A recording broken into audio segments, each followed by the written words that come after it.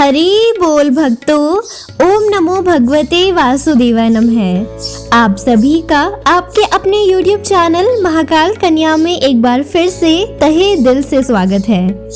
दोस्तों, पिछले अध्याय में हमने जाना कि किस प्रकार पुरुषोत्तम मास के प्रभाव से सुदेव ब्राह्मण और गौतमी को भगवान की कृपा प्राप्त हुई और उनके जीवन के सभी दुख दूर हो गए। लेकिन क्या आपने कभी सोचा है कि माता पिता की सच्ची सेवा का फल कितना महान हो सकता है? क्या केवल माता पिता की सेवा करके भी मनुष्य वह पुण्य प्राप्त कर सकता है जो बड़े बड़े यज्ञ, तप और तीर्थों से मिलता है? आज पुरुषोत्तम महात्म्य के 19वें अध्याय में हम एक ऐसे आदर्श पुत्र सुकर्मा की अद्भुत कथा सुनेंगे जिसने अपने माता पिता की सेवा को ही अपना सबसे बड़ा धर्म मान लिया। उसकी भक्ति, विनम्रता और समर्पण इतने महान थे कि ऋषि मुनि और देवता भी उसकी प्रशंसा करने लगे। तो आइए दोस्तों, श्रद्धा और भक्ति के साथ सुनते हैं पुरुषोत्तम महात्म्य का 19वां अध्याय और जानते हैं कि माता पिता की सेवा करने वाले भक्त पर भगवान किस प्रकार अपनी विशेष कृपा बरसाते हैं। बोले पुरुषोत्तम भगवान की जय। श्री गणेशाय नमः। अधिमास एवं अपने पूर्व जन्म की कथा सुनकर दृढ़ भावना का चकित होना। सूत जी बोले, हे तपस्वियों, इस प्रकार कहते हुए मुनि नारायण से देवर्षि नारद जी मधुर वाणी से बोले, हे ब्राह्मण, तपोनिधि सुदेव को भगवान ने प्रसन्न होकर क्या उत्तर दिया वह मुझसे कहो।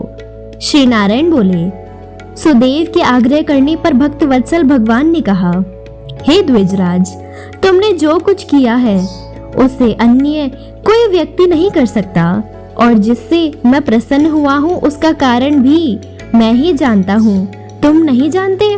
मेरा प्रिय पुरुषोत्तम मास जो यह बीता है, तुम दोनों के पुत्र शोक मग्न होने के कारण इसकी सेवा व आराधना हो जाने से हे तपोनिधे, तुमको महान फल प्राप्त हुआ है। इस पुरुषोत्तम मास में जो मनुष्य एक दिन भी उपवास कर लेता है वह असंख्य पापों का नाश कर विमान में बैठ वैकुंठ को प्राप्त होता है। किंतु तुम दोनों को पूरा महीना निराहार ही बीत गया था और बिना समय में मेघ वर्षा होने से नित्य प्रति तीनों काल तुम्हारा स्नान हो गया था। मेघ जल से स्नान कर लेने से और अखंड उपवास हो जाने से जो पुत्र शोक रूपी सागर में डूबे रहने के कारण तुमको मालूम ही नहीं हुआ था। इस प्रकार अनजाने में तुम्हारा पुरुषोत्तम मास का सेवन पूर्ण हो गया। तुम्हारी इस साधना की समानता कौन कर सकता है? वेदों में जितने साधन वर्णन किए गए हैं वे सब तराजू के एक पड़ले में रखकर और दूसरे में पुरुषोत्तम को रखकर ब्रह्मा जी ने देवताओं के समक्ष तोला तो पुरुषोत्तम का पलड़ा भारी बैठा, साधन वाला पल्ला हल्का हो गया। अतः पुरुषोत्तम मास सब प्राणियों को सर्वत्र पृथ्वी पर पूजने से फलदायी है। इसलिए हे वत्स, तुम सब प्रकार से धन्य हो क्योंकि तुमने इस मास में महादारुण तप किया है। जो मनुष्य का जन्म प्राप्त कर श्री पुरुषोत्तम मास में स्नान, दान, व्रत, उपवास नहीं करते वे जन्म जन्मांतर में दरिद्री होते हैं। अतः सब भांति से मेरा प्रिय पुरुषोत्तम मास सेवन करना चाहिए। जो इसका सेवन करेगा वह भाग्यवान, धन्य और मेरा प्रिय पात्र होगा। श्री नारायण बोले, हे मुनि, ऐसा कहकर जगदीश्वर हरि भगवान अंतर्ध्यान हो गए। अपनी स्त्री सहित सुदेव पुरुषोत्तम मास के आराधन से जीवित हुए पुत्र सुखदेव को देखकर दिन रात अत्यंत प्रसन्न रहने लगा और कहता कि हमारी अज्ञानता में पुरुषोत्तम मास की आराधना हो जाने से वह हमें कितना फलदायक हुआ जो हमारा मरा हुआ पुत्र जीवित हो गया। बड़े आश्चर्य की बात है, ऐसा मास कहीं भी नहीं देखा। इस प्रकार सुदेव उस आश्चर्य में मास को अच्छी तरह से पूजने लगा। पुत्र को देख वह ब्राह्मण सपत्नीक हर्षित होता था और वह पुत्र भी अपने सत्कर्म से माता पिता को आनंदित करता था।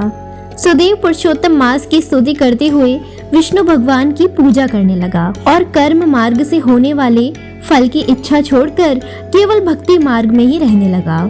सब दुखों को दूर करने वाले प्रत्येक तीसरे वर्ष आने वाले श्रेष्ठ पुरुषोत्तम मास की पत्नी सहित सुदेव जप, होम, स्नान, पूजा, दान आदि से श्री हरि को भजने लगा। 1000 वर्ष तक रात दिन सब विषयों को भोग कर स्त्री सहित सुदेव बैकुंठ लोक को गया, जो योगियों को भी दुर्लभ है। वह यज्ञ आदि करने वालों को भी अप्राप्य बैकुंठ लोक में हरि के निकट जा निश्चित रहने लगा। बैकुंठ लोक के समस्त सुख भोग कर सुदेव गौतमी सहित पृथ्वी पर आया। वही सुदेव राजा दृढ़धमना नाम से तुम विख्यात हुए हो। हे राजन, तुम पुरुषोत्तम मास के प्रभाव से संपूर्ण भोगों को भोगने वाले हुए हो, और यह तुम्हारी पूर्व जन्म की पतिव्रता गौतमी पटरानी हुई। हे भूपाल, तुमने जो मुझसे पूछा था वह सब मैंने कह सुनाया, और जो तोता पक्षी था वह तुम्हारा पूर्व जन्म में शुकदेव नाम का पुत्र था, जिसे हरि ने जीवित किया था, और वह 12,000 वर्ष तक की आयु भोग कर बैकुंठ को चला गया। वही शुकदेव वन में सरोवर के निकट बड़ के वृक्ष पर बैठकर अपने पूर्व जन्म के पिता तुमको आया हुआ देखकर दूषित संसार सागर में मग्न भोग रूपी विषयों में ग्रसित ऐसे राजा को देखकर अत्यंत कृपायुक्त हो तोता रूप हितकारी पुत्र सोचने लगा कि यदि मैं इस राजा को आत्मबोध नहीं कराऊंगा तो मैं बंधन मुक्त ना होऊंगा, क्योंकि वेदमत है जो पुत्र पिता की पूर्णाम नरक से रक्षा करता है वही श्रेष्ठ पुत्र है, नहीं तो आज मेरा वेदार्थ का ज्ञान वृथा हो जाएगा। इसीलिए वह अपने पूर्व जन्म के पिता के उद्धार करने का विचार करके कहने लगा था। वाल्मीकि मुनि बोले, हे निष्पाप, जो कुछ तुमने पूछा वह सब मैंने सुना दिया। अब मैं पाप नाशिनी सरयू नदी के किनारे जा रहा हूँ। श्री नारायण बोले। इस प्रकार वाल्मीकि यशस्वी दृढ़धमना राजा को पूर्व जन्म का चरित्र कहकर जाने लगे। तब वाल्मीकि मुनि को महाराजा दृढ़धमना ने नमस्कार किया और पुनः कुछ कहने लगे। इति 19वां अध्याय समाप्तम। बोले पुरुषोत्तम मास की जय। तो भक्तों, इस प्रकार पुरुषोत्तम मास के 19वें अध्याय में हमने जाना कि माता पिता की सेवा केवल एक कर्तव्य नहीं बल्कि स्वयं भगवान की सेवा के समान है। सुकर्मा ने ना तो बड़े यज्ञ किए ना कठिन तपस्याएं की, फिर भी अपनी निष्काम सेवा और समर्पण के कारण वह महान यश और आध्यात्मिक ऊंचाई को प्राप्त हुआ। यह अध्याय हमें सिखाता है कि जो व्यक्ति अपने माता पिता का सम्मान करता है, उनकी सेवा करता है और उन्हें प्रसन्न रखता है, उस पर भगवान की विशेष कृपा बनी रहती है।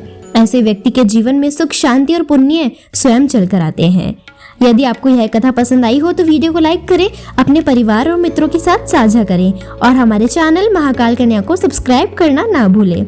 अगले अध्याय में हम पुरुषोत्तम मास की एक और दिव्य और प्रेरणादायक कथा सुनेंगे। तब तक के लिए जय श्रीमन नारायण। ओम नमो भगवते वासुदेवाय नमः।